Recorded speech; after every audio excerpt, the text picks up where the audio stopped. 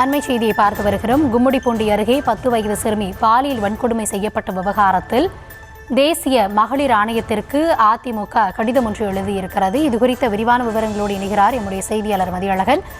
முழுமையான விவரங்களை பகிர்ந்து கொள்ளலாம்.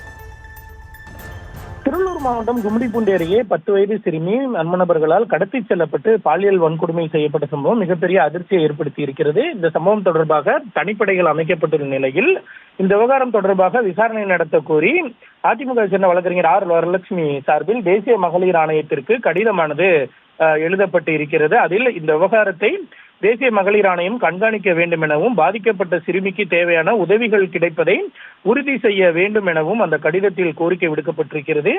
மேலும் இந்த விவகாரத்தில் சம்பந்தப்பட்டவர்கள் மீது கடுமையான நடவடிக்கை எடுக்க தமிழ்நாடு அரசுக்கு உத்தரவிட வேண்டும் எனவும் கோரிக்கையானது வைக்கப்பட்டிருக்கிறது.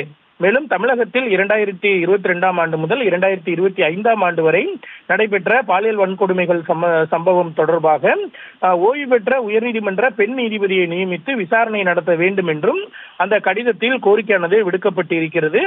மேலும் தமிழகத்தில் எதிர்காலத்தில் இது போன்ற நிகழ்வுகள் நடைபெறாமல் தடுக்கும் வகையில் உரிய நடவடிக்கைகளை எடுக்க வேண்டும் என அதிகாரிகளுக்கு உத்தரவிட வேண்டும் என்றும் அந்த கடிதத்தில் கோரிக்கையானது வைக்கப்பட்டிருக்கிறது.